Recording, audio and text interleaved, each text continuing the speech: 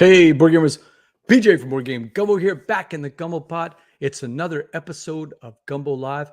It's episode number 141. Don't forget, Gumbo Live is the #1 Facebook Live talk show, Steve, in Cooperstown, New York. That's right, dedicated to board gaming, of course. Our special guest tonight, we're hoping it's Keith Law. Keith is a writer, and this is the middle of baseball season, and he's got a bunch of commitments. So we're keeping an eye on him in the lounge to see if he shows up. But he did have a couple other commitments. That's why we had to move it to tonight.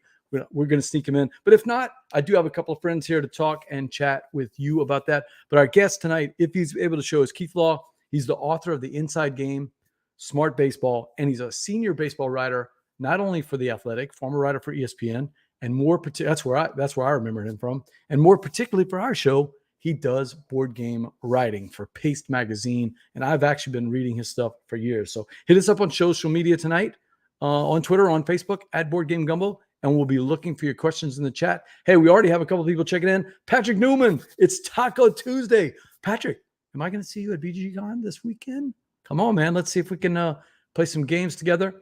And I'm going to bring in the Gumbo Overlord, Verla. What's up? Hello, hello. Happy Tuesday. Happy Taco Tuesday. It is. It's Happy Taco Tuesday. What's up, Steve? Hey, how are y'all doing? Steve, fresh off your wonderful appearance in Meepletown a couple of months ago, right? Right back at you, BJ. We did have fun on that show, right? It's hard not to have fun with Dean. Berla, we didn't even plan this either, by the way. Steve and I hadn't even talked to you about what I was doing, and we both had the same idea. Oh, we both had the same bit. We both did our versions of Johnny Meepletown, I guess. Yeah, I forgot who I was. I was Johnny Placeholder. Yeah, you were Johnny Placeholder. I can't remember what yours was. But we had I was Johnny. Your episodes. I know I listened to Steve's.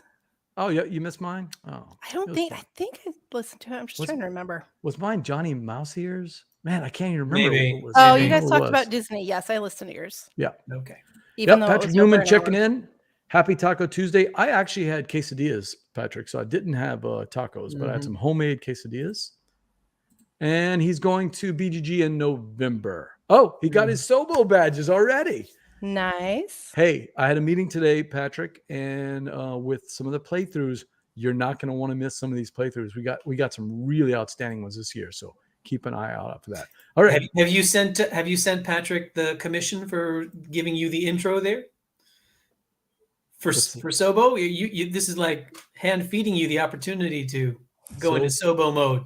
Oh yeah, exactly. Yeah, I'm gonna have to buy him a root beer or something. I'll buy you an Abita root beer, Patrick, because you're right. Every time he comes on, he gives me an excuse to talk about Sobo. That was hanging curveball there. It was a hanging curveball. Yeah. So by the way, tickets just went on sale today. It's the weekend of October 15th.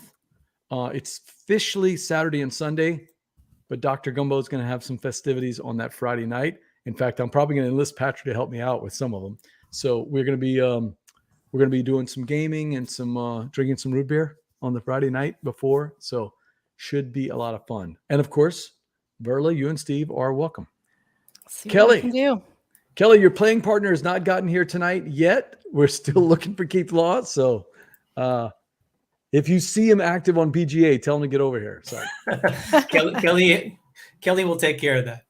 Southern Board Game Fest. It is a fundraiser for the New Hope Foundation, which provides mentoring services for disadvantaged youth on the north side of town. So it's a fantastic charity. Had a great meeting with the director about a week or two ago. He told me about their summer program and what they're doing. It's fantastic. So they're really doing a good job, and I'm super happy to support that.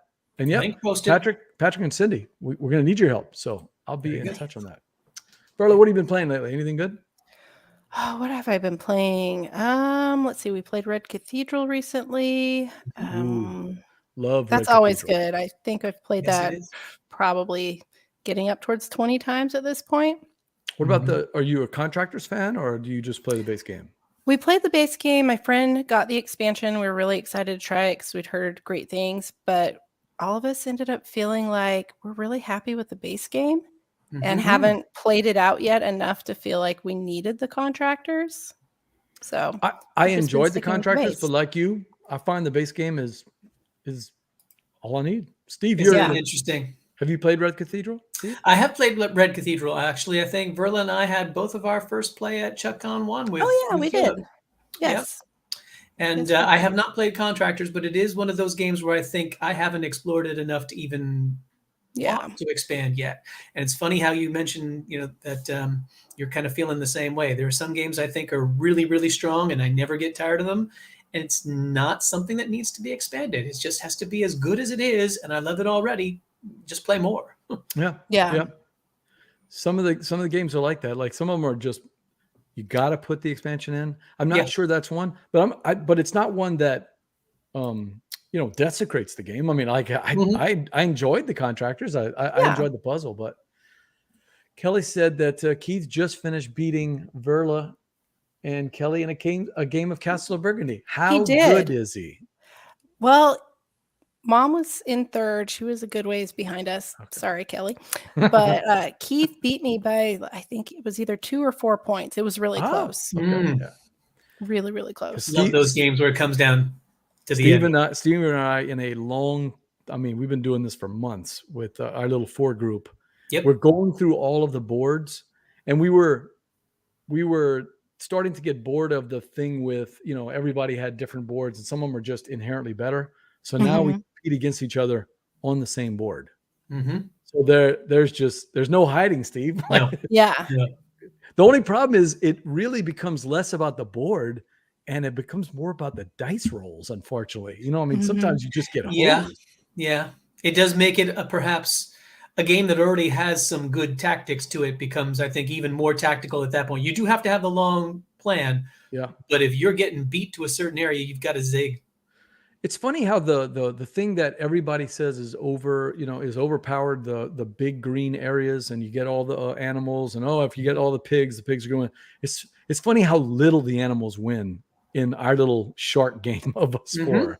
Like if you're going all animals, you might be in 3rd place or 4th place. That is true. Although there was one that I want to say either you or Jared in particular won because y'all had gone really heavy in the animals, and it was that big animal area. That's worth a lot of points if you can do that. Those so many times I think that people will say a game is broken, and really what it means is that the people that you're playing with are not on the same page. Yeah, because some of that brokenness needs to be defended. I found this in playing A Few Acres of Snow with Luke online.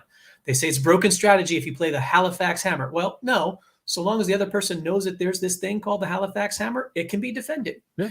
It has to be. The Loki strategy in Blood Rage. It's neutered if you know it, you know how to beat it. Yeah. Yep. Patrick says Space Explorers expansion coming out soon. Oh yeah. I didn't I have not played that. I haven't even seen the prototype, but I love Space Explorers. So that any of you played Space Explorers before? I have not. It's like if Splendor got a PhD. Bring it to ChuckCon. Yeah. Oh, right. I've got the mat and I've got the game. I'll bring it. Yeah. Cool. Go on the list. I just might go to ChuckCon if y'all are going to play Space Explorers. You might have to, so you can bring it to us. We're waiting on Keith Law. We're trying to add guests here, BJ. Right, you're going to lose 2 of them pretty quickly here with the shtick. ChuckCon. Any other details we need to know about? I don't think so. I think we're all happy with the new situation, right? I think we're all happy with it. I think it's a good fit for us. Yep. Well, Patrick, I want to know, and yes, bring Space Explorers to Sobo. Bring your expansion because I definitely want to try that. So, and I'll bring Space Explorers with us to Sobo. Yeah. Well, we had talked about a little topic to see what people thought. Unless, Steve, you have something you played recently? Oh, yeah. Before we get to... I have not been playing in person that much, but I have played Spots a little bit online and finding that as a fun little dice I don't know this one. I've seen it on BGA, but I don't know what it is. Tell me about it. Dice placement. It's dice placement where you're... You know what I know about it?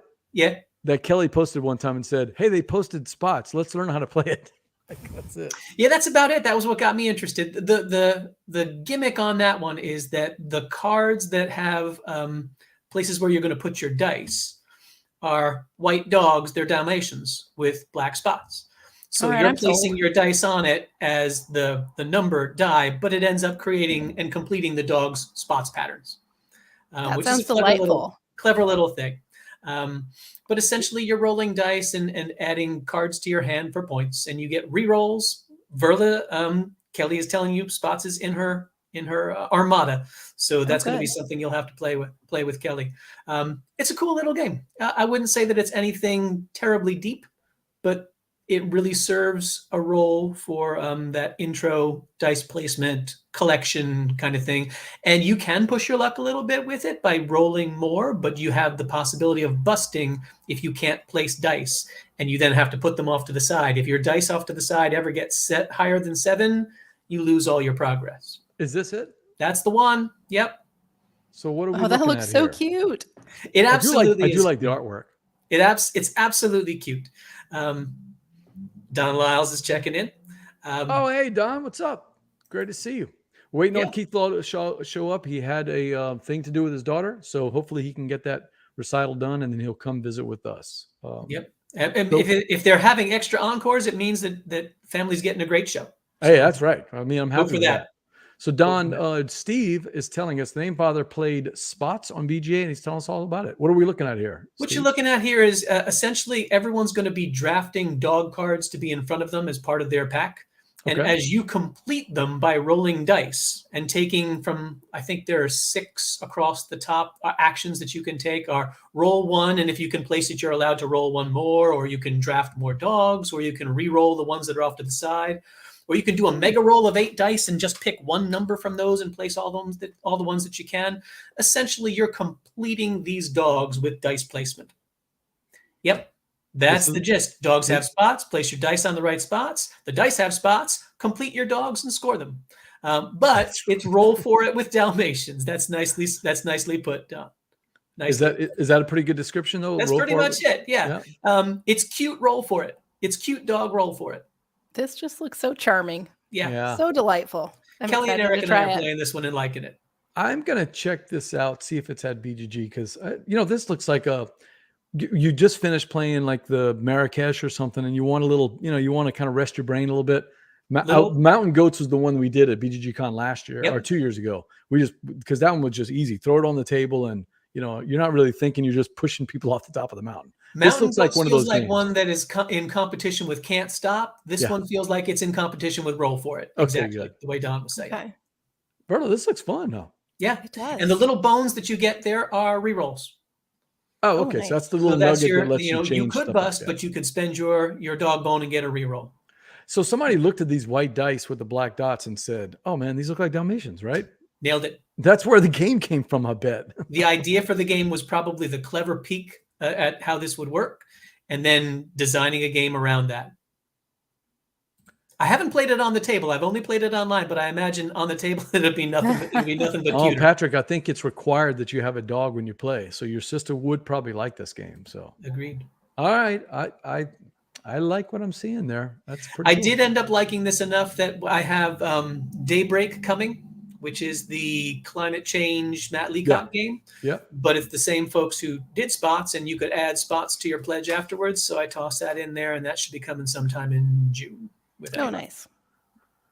I'm game on that one. So let's get this going here. I am curious to see if any of you have played any of these things. So, all right, everybody in the chat crew, they announced the Spiel des Jahres nominations. I don't have a picture of the recommendations, and unfortunately, it was more of the recommended games that I've played. Me too. I may try to find a picture of that. But these are the ones that are nominated in the Kinderspiel, which is for the kids, and then the regular Spiel des Jahres, which is the family way games, and then the Kinderspiel or the connoisseur or expert level games. Although that's kind of weighted down the past few years. They're not going as heavy on the BGG scale so much anymore. There's plenty of other awards that do that, and I think rightly they've recognized that, hey, we're looking at German families that are buying games. Let's stick to that. And let's remember, this is a German award, so this is German families. Some of these games we may say, well, Next Station London's been out forever, but it's just getting to Germany. So we're looking at the last 2 years. Right. It has to be published in German in the last 2 years. So just because it was published in America, what was that game last year that was like 5 or 6 years old, but it had never been published in Germany. Mm-hmm. So it was never eligible. So Kevin says Acropolis on the recommended. He has loved his plays of that. Is that live or BGA? We played it live. Kevin and Luke and I have played it on the table. Well, let's start with. Well, Kevin played and Luke and I were beaten. But It's you also played. So yeah, I was there. So it's not on the list, but it is on the recommended list. Yes. Tell us about Acropolis, Steve, if you know anything about it. Yeah, Acropolis was one that we may have chatted about here a couple of shows back. It is a. Did we? I think you talked about it with game. Dean, right? Maybe we did talk I might about be getting confused as to whether I talked about it with Dean or I thought I remembered Verla thinking that this was one that was going to be appealing to her too. It's a tile placement game. It's tile placement, and there is a kind of a draft, kind of auction kind of thing where there is a row of tiles available to you, and the tiles are all available in hexes in 3 hex conditions. So you can basically put this down in place. And be adjoining, so it's kind of going to have that fitting together kind of placement, but it adds the number 9 mechanic where you stack on top of things. Oh, I like that mechanic. And the mechanic is you can't ever stack over an empty space, but if you stack up to the next level, and so when you're seeing down from above, you'll see, for example, in that particular picture, those 2 red that are next to each other, but one is a level higher. Yeah, they would count as adjoining because looking down from above, red seems to be touching red. Okay. You're doing this in a draft in such a way that the parks, the red need to be on your borders because they're the military protecting you. The merchants, I think, are the yellows. They need to be separated from each other because nobody wants to be in competition with the merchant right next to them. So each color has its own scoring mechanism, but then you score it looking down from above, and you take into account the layer that they're on as the multiplier, the points increasing. So it's a 3-dimensional vertical puzzle as well as stacking thing, or lining them up and trying to get the greatest coverage as well. Yeah, I was letting Patrick know that Acropolis was at last year's BGG-Con. I've noticed that a lot of games lately have been doing this where you're putting stuff on top and kind of stacking it. I've been playing Naturalopolis. I think you're a fan of Sprawlopolis, right? Oh, yeah. Verla, or have you played any of those games? I haven't played it. Okay. Well, I don't know. I've never played Sprawlopolis, so I don't know if it's the exact same. But Naturalopolis. There you go. Naturopolis. I was having trouble losing the first couple of times because I was just putting them adjoining. And then I was like, okay, I'm doing something wrong. I'm looking at the rules, and they're giving us the hint. You got to cover spaces that aren't good for you, right? Right. Mm-hmm. So once I got that's that tricky little mechanic of covering, and getting bonuses. Harder with cards because they slide a little bit more. Yeah, true. These are good chunky tiles. So once they're placed, unless you really jostle it, it's gonna hold. It's gonna do a good job staying in place. What's the playtime on this? Probably a half hour. Oh, that's not bad. Oh, this is a good shot. That's a good shot right there. And you can see that that in both cases, all these blues are next to each other. Even those blues would all be counted as next to each other. And notice the ones that have the orb with the stars in them. Those are the ones that you'll multiply by to give your points. Okay. So as you collect the stars, that tells what your multiplier for blue will be. But the blues that are on the bottom level are worth a point. But then the 2 blues that are on the second level will be worth 2 points. And then they'll also multiply times 3 because you've got 3 blue stars showing. So at the end of the game, there is some accounting, but it's not really painful. The Endless puzzle Winter is does tough. that. The Endless choices Winter are tough. does that thing where you have more points as you get higher up the. Does Teotihuacan do that? No, it's more. Think so. Or is that more just a resource you get? I can't remember now. Yeah. Remember, there's a little thing with Teotihuacan where you're trying to stack up the little tiles You're building the pyramid. You are building the pyramid, but it just changes as you move. You're kind of moving more on tracks with that rather than stacking so much.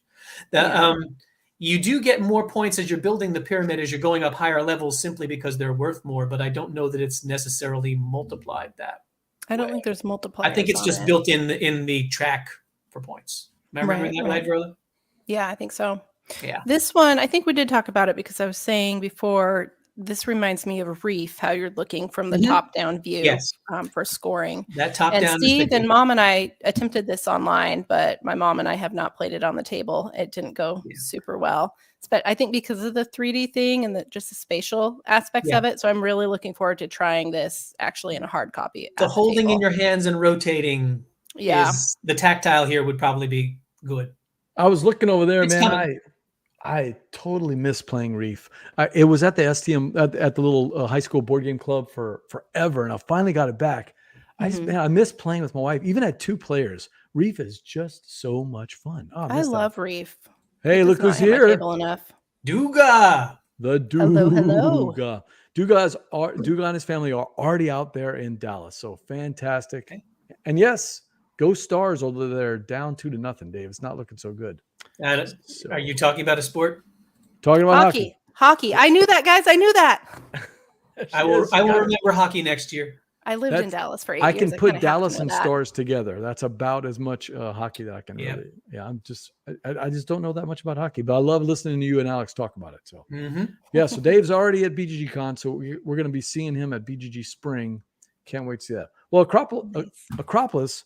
That's one I definitely want to check out. So this is the only one that is on my list so far of things I know I'm bringing to ChutCon. So it'll be there. Yay. All right. So back to the list. If anybody in the chat crew has the recommended list and they want to talk about games, I am happy to talk about those.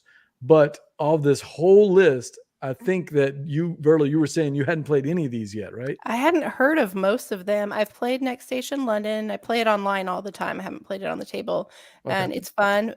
Planet Unknown, I was so excited to see on here because that was really tied with Tilatum for my #1 game last year that came out. Oh, I didn't realize you're a big fan about Planet Unknown. Oh, I love it. I absolutely Steve, adore you have not played that yet, right? I have not. No.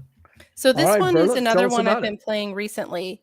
When I initially started playing it, my game group had been playing it, and we just love it because it goes to 6 players, but there's no downtime between turns. Sometimes, games that aren't party games that play that high of a player count are kind of few and far between.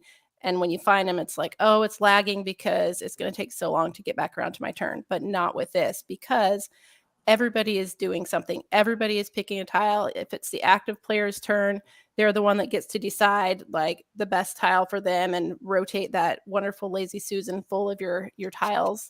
And then everybody else has to pick where their spot is based on where the active player picked from. So we'd really been loving that, playing it, like I said, at 5 to 6. But my brother and I recently decided we were going to bust it out and just see how it played at 2, which I wasn't really sure about because it plays so well at that higher count that I really thought this might stink at only 2 players. It didn't. It was just as glorious. And we've had so much fun with it. It scales really well. We started playing with, there's different maps, and to the right in that picture, there's different, I think they're called corporation boards. And so that you've got like asymmetrical starting powers and stuff, and your different boards have different rules on them. So we've been playing around with that, and that's been really fun and challenging because some of them are like, okay, if you combine this map with this board, what is that going to do? Do these work well together? Or are they going to? Verla, some of these maps are they're just wacko, man. They're really wild. So I really love it because, like, I don't love Terraforming Mars. I don't tend to love space-themed games. Like, I don't hate them, but it doesn't really call to me. And Terraforming Mars itself, like, I'm just not a fan. So I didn't have high expectations for liking this, but I dig it so much. And I think, it's the polyominoes, which I love, Tetris polyomino tile placement games. I love terraforming my planets in this game. It's just so satisfying. Okay. You get these meteorites, you have your little rover, and if you get the red pieces on the board, you can move your rover to knock out the meteorites, and it's fantastic. Steve, I have a feeling we're never going to get her to play that Martian baseball game that you and I are designing. Yeah. Sports and space. Yeah. Not on Verla's list. The Martian pastime. Hey, I've played Phillips game, Baseball Highlights 2045. I'm not good at it, but I've played it a couple times and it's really fun. I really dig Planet Unknown. The production is really great. The first time I was like, oh, this is kind of interesting. The more you play, the more fun it is because, yes, It is multiplayer solitaire. I don't care about that because I love those kind of games. But the Same. challenge of, like in Castle of Burgundy, you're building out your map, but once you've played it a couple of times, it kind of, you kind of know where it's going, right? This thing, it just depends on what's coming out. And my map has been completely different every single time, Okay. I really enjoyed it. Kelly is also talking about one of the things that I love about it. And I totally forgot about it. It's got that thing where when you're going up tracks, they kind of bounce to other stuff and give you benefits to other things. Yeah. And that's fun trying to hit those marks. So Yeah. I like that a lot. I would be interested in this. Who owns it? Anybody owns it? I own it. So I had been holding out, and you probably thought I hadn't played it because I'd been holding out for so long. I really wanted the deluxe version, but that was like impossible to get unless you want to pay $250, $300 for people that are scalping it. Oh, wow. I wonder if Eric has it. So hard to get. But I managed to get my hands on a retail edition, and it actually, I don't feel like it was that much of a downgrade. My friend has the deluxe, and what's the difference? I was like, is it you don't get the Lazy Susan? You do get the Lazy Susan still. In the retail version, the little meteorites and the water pods, the blue pods are wood, which usually that's the upgrade. They're plastic, like kind of the soft, almost dummy plastic in the other game, in the deluxe version. And then the deluxe version, I think you get a few more, like maybe 4 more maps. Okay. Well, then I played that one, the one, because we had a ton of maps on there. There he is. Hey, Dean, we were just talking about you a while back. So thank you for checking in. We're talking Planet Unknown.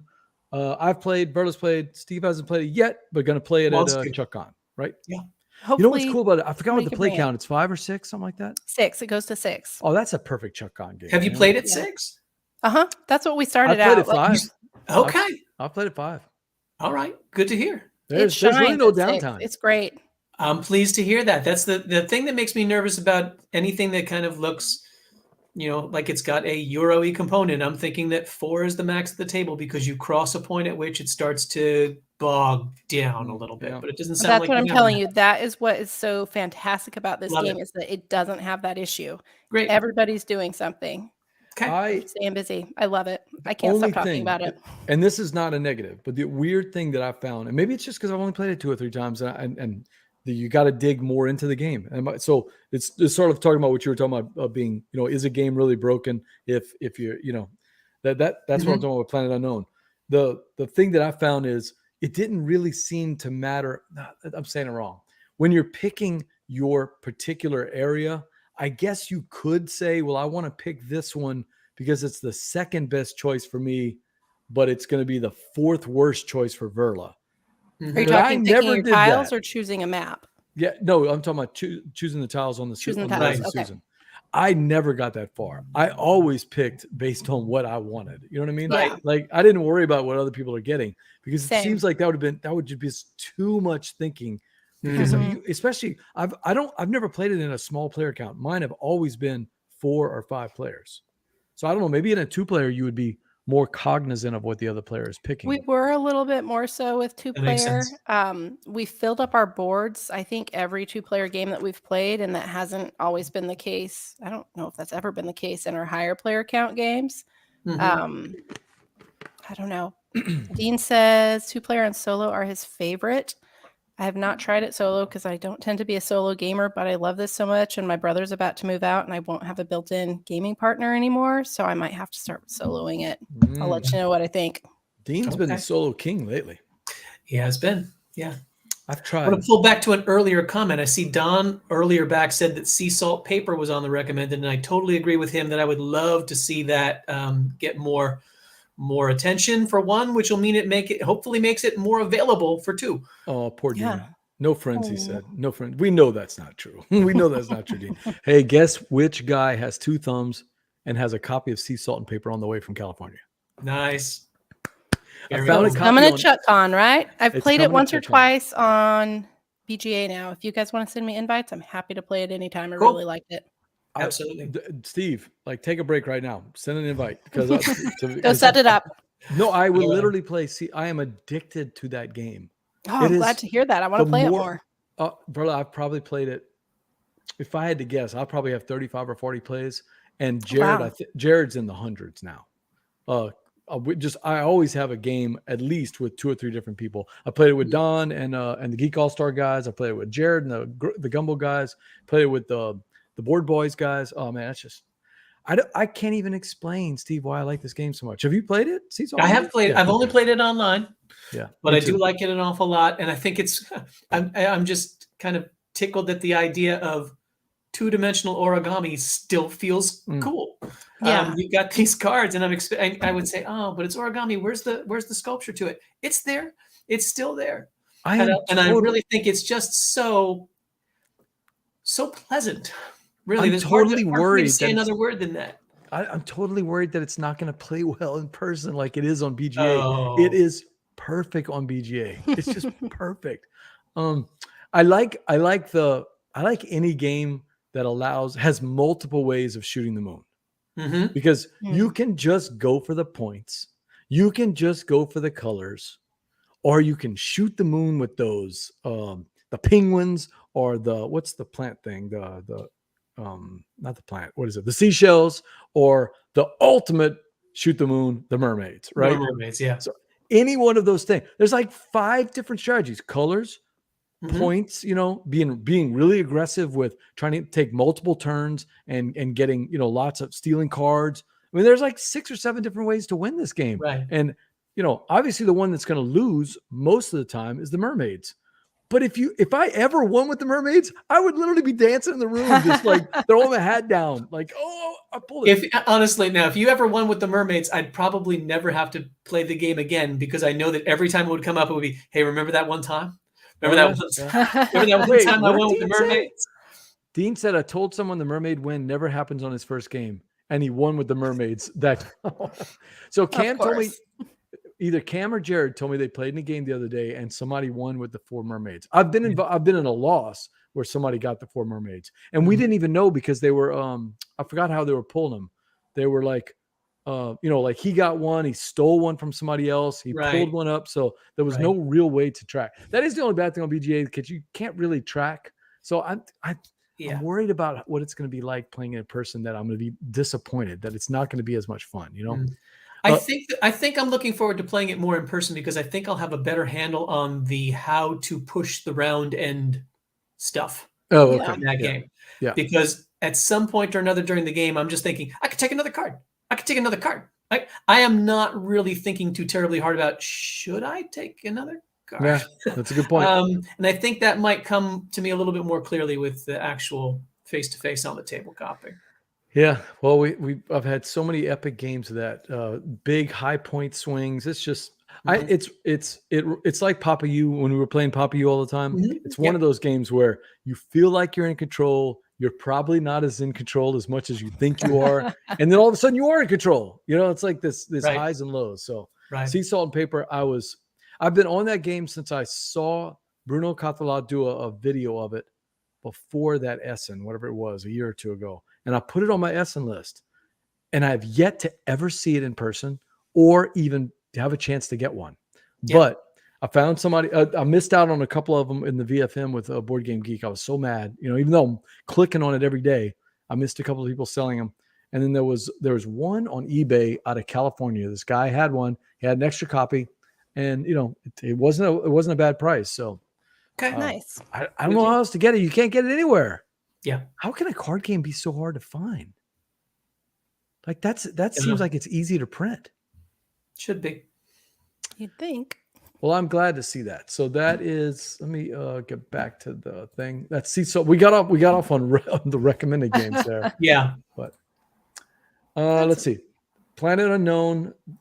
I mean, actually, Next Station London, it's a game that's been out for a while, and I really love that game. I did a video for the Dice Tower on that one. I really like that one. But if I had to talk about the game of this list that I'm most excited to play, and that would be, I think, Challengers, and that's based on Alex Goldsmith texting me and Steve and tell me how much fun he had it, because it really wasn't on my radar. I saw Dice Tower. It didn't seem that interesting, but anybody have any thoughts on Challengers or any of the other games? I don't know anything about most of the other ones. Like Dorfromantik, Ike, however you pronounce that. Fun facts, I've never even heard of. This Gigamon I haven't heard of. That looks like a cupcake something in the corner. Look, there's Jared. That's Carla Caramel. Jared heard us talking about sea salt and paper and jumped in, I'm sure. Like his ears were burning. You said sea salt paper 3 times. Yep. And he appeared. And Jared appears. The only other one that I have on there that has been on my radar before is Iki. And I don't know much about the game, but having seen the art for it, I was really attracted to the look of it. But that can draw me in. I would still need to see the game.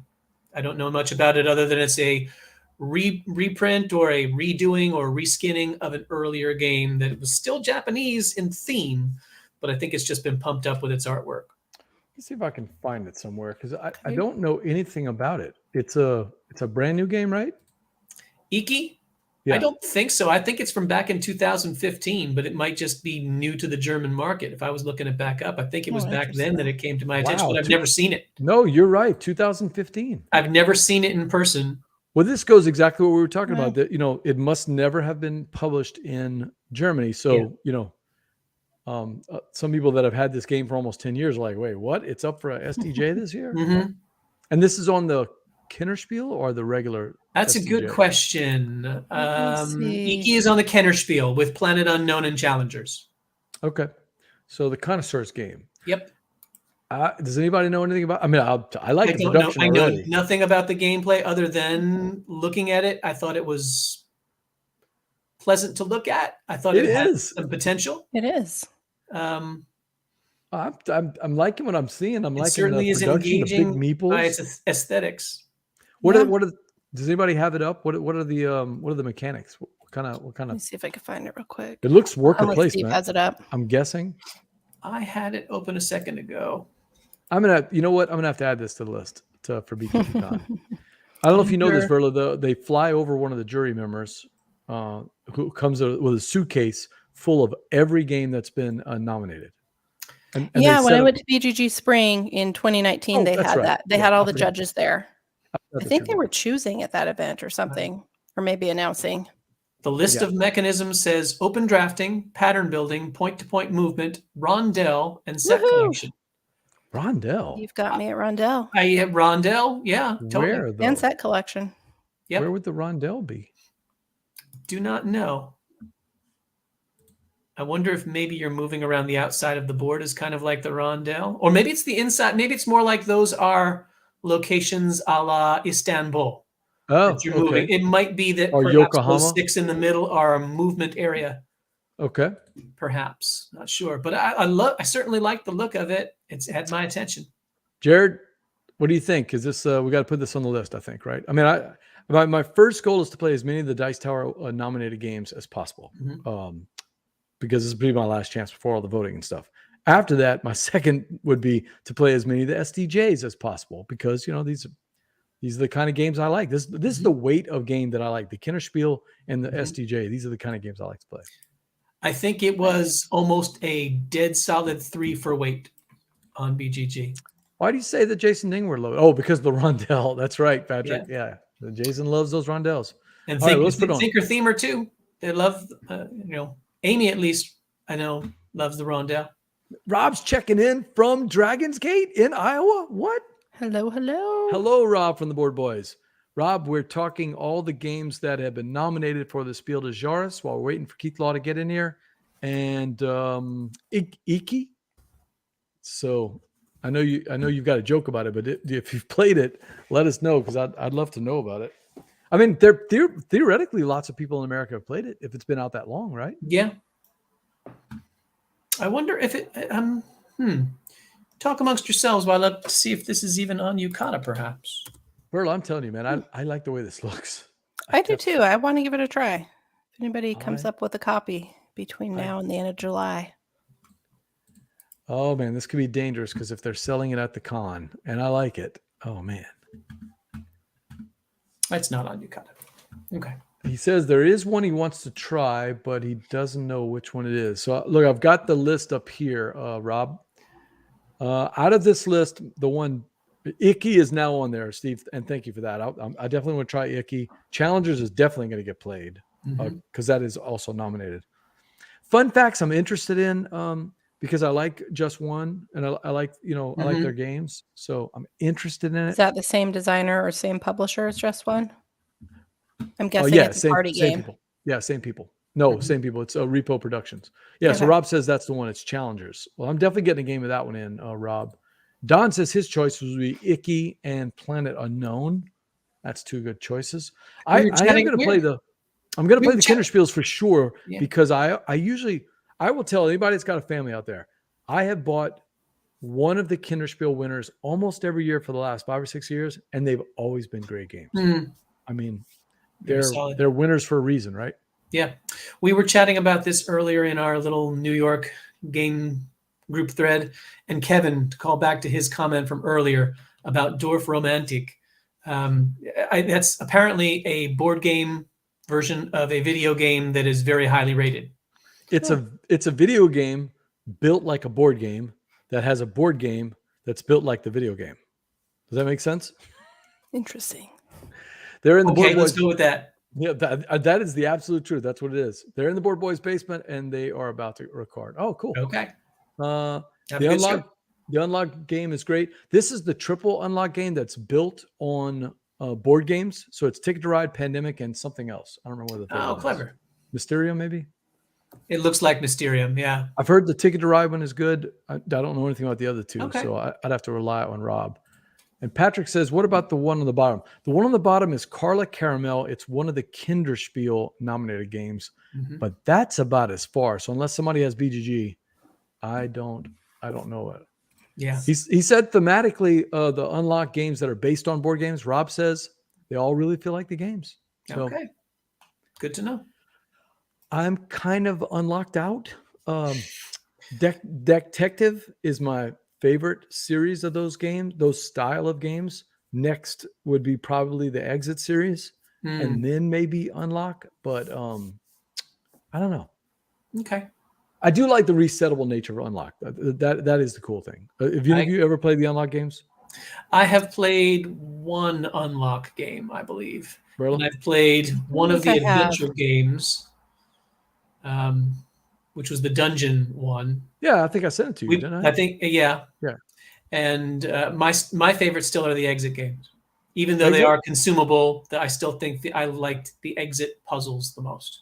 Detective, my favorite, because you build the little diorama. Yes. And the diorama really, I do have it right. It's Detective, right? Yeah. Detective is the Deckscape.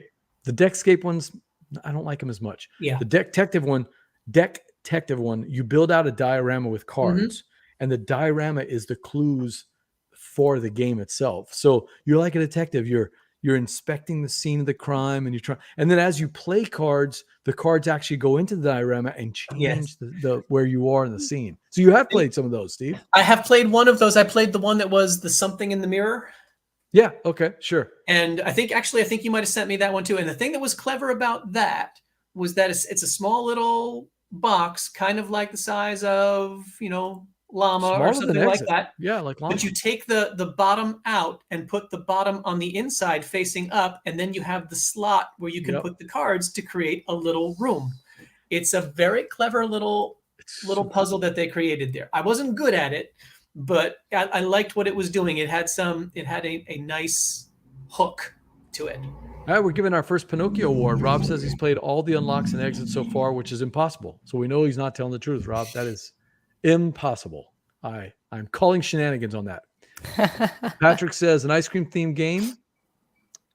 Oh, Carla Caramel is an ice cream themed game. Yeah. I think you're running an ice cream shop in that one. I'm going to try all of them. And if I like one of them, I'll try to get it. Mysterium Kids is going to be fun. I mean, come on, man. Right? Yes. Because there's a million of them, Rob. There's no way you could play that many games, unlocked and exit. There must be like 100 of them all total. If Mysterium Kids uses the same general mechanism that Mysterium does, where someone has to be the silent ghost, that could be really fun for kids to make their parent be the one who has to not talk and listen to them. instead. I could see that being interesting. That was when we had Mysterium before I traded away. That was one of the way I got Kathy to be agreeable to playing the game. There was a role where somebody had to not talk at all, and she said, "Will you play that one?" See you later, Rob. Okay, we can play now. If you have to be quiet, we can play it. Well, that's cool. That's a good one. Patrick says if we're talking food games, we got to talk about Donut Shop. Yeah, that's right. That's a fantastic one. Well, good luck to recording. Yep. Yeah, I'm actually. I'd like to play. I want to see if there's any new detective games because I'm ready for another one. It's just Verla. It takes about an hour, and it's a perfect like you and your sister, you and your brother, you and your wife, you and your child type of 1 hour night. It's like, oh, we got some food. We can play this game. You can talk it out. Steve, I know you probably we do follow the rules pretty well, but we're also there to have fun. You know what I mean? Yes. Like, it's not just an exit game. There's a set of rules that you have to follow in terms of card play and how you get the clues out. Right. But I'll be honest, we probably have taken some shortcuts over the years. And is it like a one and done? Sorry, Steve. Oh no, there's definitely an ending to the story. There's a story arc. Yeah. And there's a reveal for the mystery at the end. If I remember correctly, it's almost like a Sherlock Holmes consulting detective at the end where you have a point scale for could you answer the questions about what happened in the mystery? Can you replay it afterwards or no? Absolutely. There's no destruction. You could there's no destruction of cards. No, I mean, you couldn't play it again. Oh, no. But it is resettable like the unlock game. It's resettable, but you can't play it again. It's like you would know what the end is going to be. Yeah, exactly. Once you know the ending, it's done for you, but it could be reset and passed along to somebody else. It's reusable, but not replayable. The way I liken it to, I love I love the original Detective series by Portal Games. So if you've ever played Detective, but that is a 2 or 3 hour game for each one of the scenarios. They're long, right? Some of them 3.5 hours. There's a reason they're long. Because you're actually feeling you've got the feels of a detective. You're questioning witnesses, and you're like, I'm gonna run over here across town and do all this stuff. So it's a big adventure there. But Detective is 1 hour, but it actually feels a lot like that, except for the part about questioning witnesses and stuff. But the rest of it, the looking at the cards and looking at the scene and turning the box around, and then Steve, without spoiling anything, when you add cards in a certain way. And you didn't notice before, and it's like, look what they did with this game. Oh man, so it is definitely clever. I still think I like the puzzles of Exit better, but the particular gimmick of Detective to create its little diorama was nicely done. Cool. All right, so Mysterium Kids, Carla Caramel, Patrick says, is an ice cream flavored game, and Gigamon. Do we know anything about Gigamon? It's Studio H. I just pulled it up. It looked like it was memory. It looked like it was for very young children. Okay. With cute artwork. Okay. I'm terrible at those memory games. I'm terrible at them, and therefore do not particularly like them very much. Yeah. So why do you want to try Challengers? Tell me about that. The box looks cool. That's all I know about it. Good question. Alex said it was deck building and not dodgeball. Capture the flag. What did he say? Flag football. Patrick, I did not back it. I did play it, but I did not back it. So probably should have. But and then we're talking about the Dark Water. It's pretty dark and it's pretty mature. So like the language is pretty. It's it was great. It was great implementation though. The only reason I didn't back the Dark Water, and I should have, is because I still have 2 scenarios or 1 scenario left on Destinies, and I'm like, I'm not gonna get another Destinies game until I finish that one.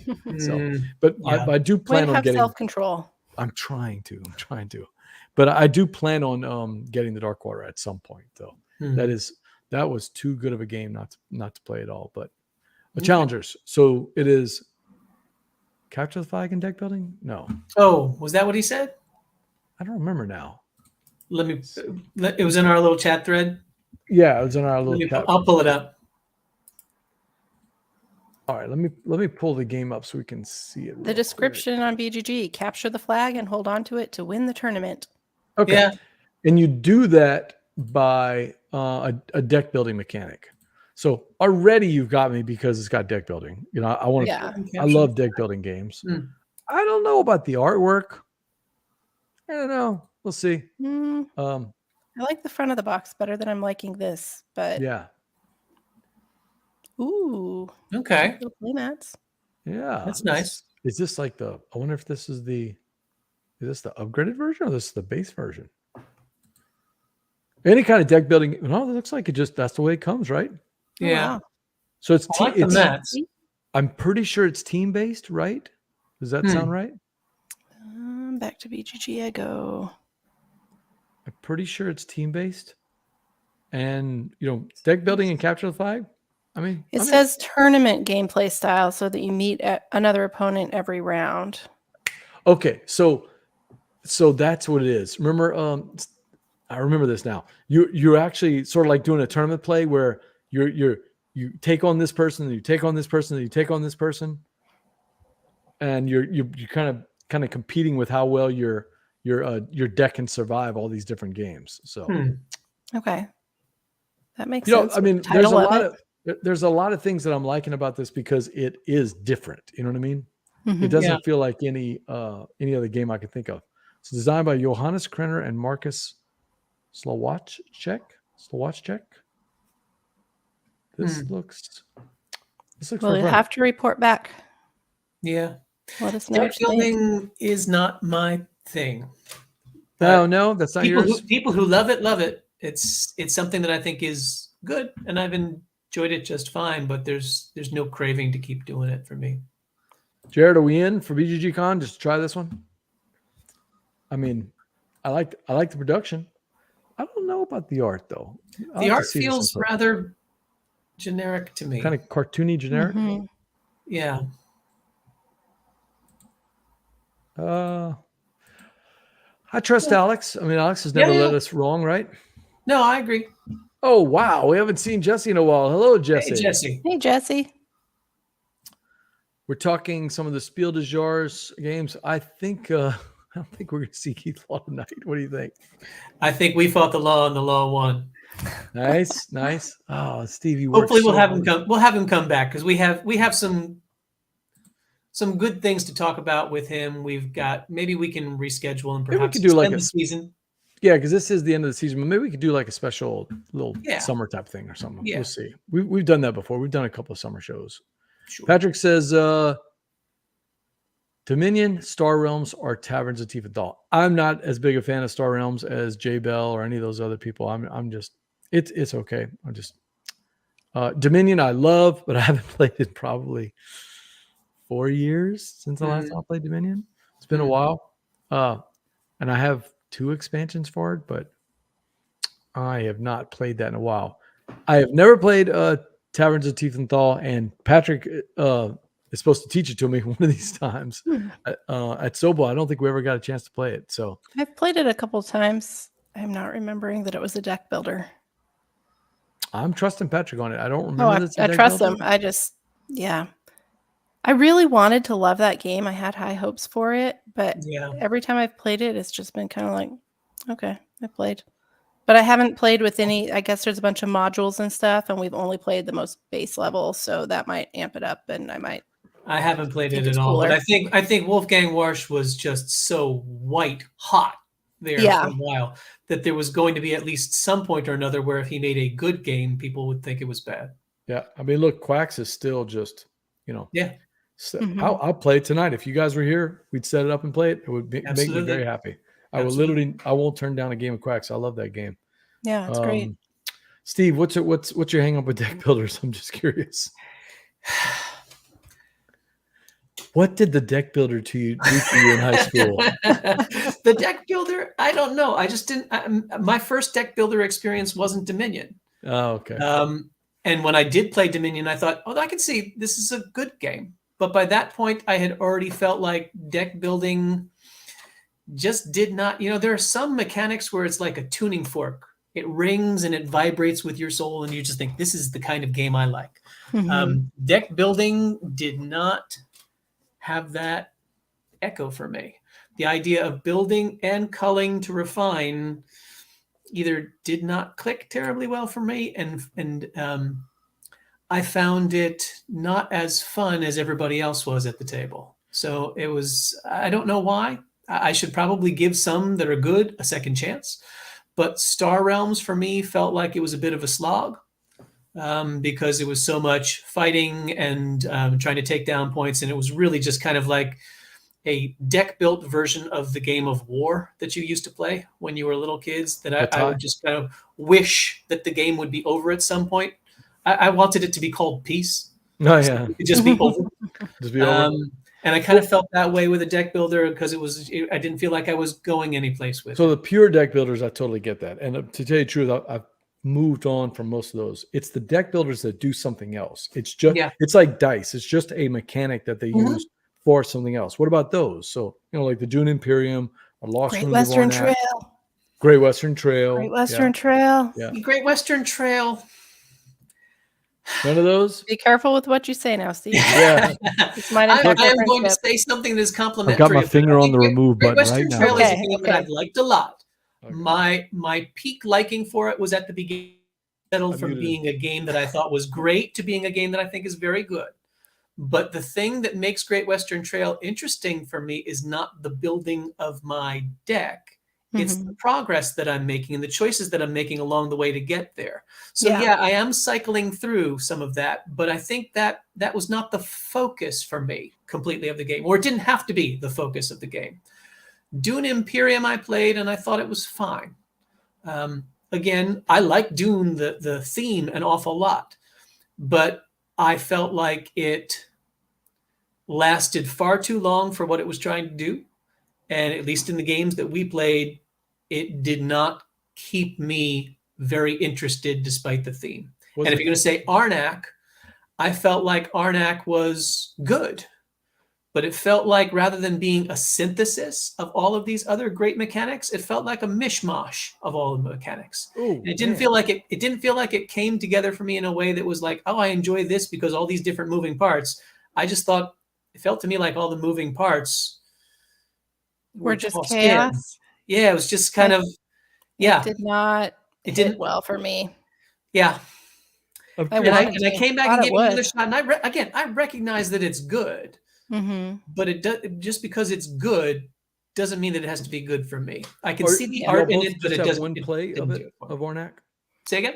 Or do y'all both just have one play of Arnak? Or I've played one Arnak, on the table, I think 3 times, all online. Okay. One on the table, one online for me. So I would try it again on the table. Yeah.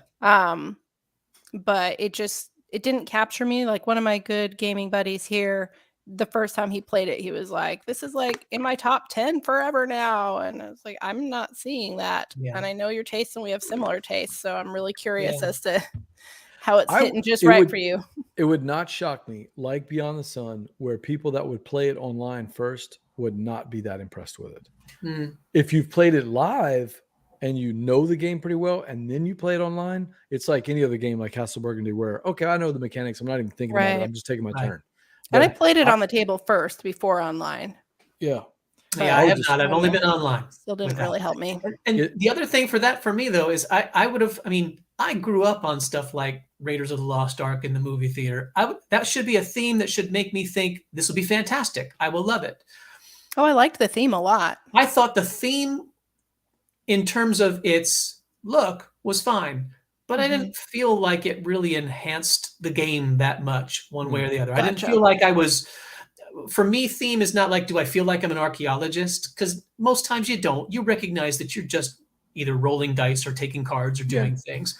But the theme should at least make me feel like the environment of the game is inviting in some way. And I didn't, because what I was seeing with Arnak was lots of different moving parts rather than each moving part being thematic in some way. If I squinted, I could see it, but it didn't really do much for me. And it wasn't just because it was deck building, but that didn't help. I think that's one of the mechanics that I really enjoy is if the deck building is part of the game, as a mechanic, I just like it. I think I'm with you guys on that, with it being mixed in with other things, because, I love Great Western Trail. It's forever top 3 for me. But like, if it was straight deck building, I think of Dominion. I've played that 2 or Yeah. 3 times. The first time I played it, I don't think I'd played a deck builder before.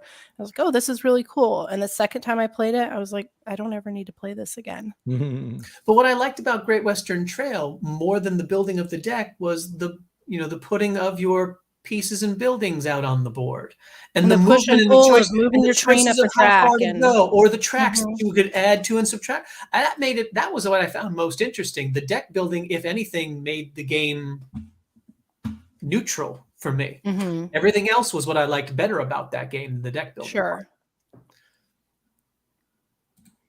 So Well, I was checking the chat just to see if he had gotten in there. I don't see it there either. So yeah, I think we're gonna have to call it. I think so. We tried. It's a shame. Alas. We You will. can tell me better about this, BJ. Does jambalaya last? Is it better in leftovers, or is it better the first time you cook It's it? absolutely better in leftovers. Yeah. Okay, so we'll take the jambalaya game that we had for Keith, and we'll keep it ready for him. We'll put it up, and we'll keep it on the back burner. I think we do. We're the good news is that if he has some availability this summer, we're ready. Yeah, oh yeah, Yeah. push play. I'm telling you, Chat Krewe, Steve knocked it out of the park. Oh, knocked it out of the park Oh, there with you go. with these jambalaya clues. They would have been really fun if you're into baseball. So Yeah, there are a lot of them that are baseball, but some of them aren't too heavily baseball, or at least they're like mainstream baseball. You could have, by having ever seen a baseball game, you would have had the requisite knowledge to play. We'll reach out to Keith tomorrow. Just tell him Will do. sorry we missed him, and then Yep. we'll try to reschedule. Got to say, it was fun writing those again. It was good to get back into the rhythm of that. Yeah. Nice. Yeah. I think we'll call it a night then. Sounds good. And we'll call it a season too. So that's gonna put the wrap on it. Well, it's been All right, board so gamers. great to have the season back. Yes. That's it for another episode of Gumbo Live. Verla and Steve, it's been fantastic season. I mean, we had some great guests. It was fun to get back into the saddle, and it's great talking. We even saw Jesse tonight. We hadn't seen him forever. It's been great chatting with Patrick and Don and Dean and everybody else that stopped by, and Dave and Jared. Oh, and Kevin. Yep. Looking forward to Chuck Khan. Yes. I'll even bring Ornak if it's a possibility. Maybe. I'll give it a go play again. it again. Yeah. I'll give it a go again. All right. Well, you can always check out our Facebook page, facebook.com/BoardGameGumbo, and the YouTube channel. It helps us get the word out of all of our upcoming shows. We obviously don't have one this summer scheduled because it's the end of the season. Good night, Patrick. But on Twitch, every other Tuesday, we are playing your games live on Twitch. That's twitch.tv/BoardGameGumbo. If you're going to be at BGG.Spring, come say hello. The Gumbo crew is going to be there in force. We got a bunch of people from Louisiana that are all going to be there because, Dallas is 7 hours down. It's like going to Philly for you, Steve, right? Like PAX. Yeah, something like that. Well, it's Philly's closer, but hey, it's a nice, easy drive. Don't forget tickets for Southern Board Game Fest, Sobo. They are live. It is right now. It's just for the early birds. If you came last year, like Patrick, you can get your tickets. There's only going to be 300 sold. Hey, if we sell them all out, that's the way it's going to be. I would imagine that we'll probably have a few left over. And once this little early bird thing is going to go out, the connection will be live to everybody else that wants to come. It's the largest board game festival in the little tri-state area. So come hang out with us. We got some big plans for this year. I was talking to Jason Dinger, probably going to be there to teach his games again. So maybe even get a play test of the third one of the trilogy, the Acadians. That would be a lot of fun. But yeah, how is that connected to his grandpa? Yeah, we're gonna find out. We're gonna find out. I promise you, his grandpa is probably Acadian. So that's how it's gonna be. So catch us on Twitch, twitch.tv/BoardGameGumbo. I'm BJ from Board Game Gumbo, for Steve and for Verla. Until next time, les bon temps roulés. Good night, all. See you, friends. Good night, everybody.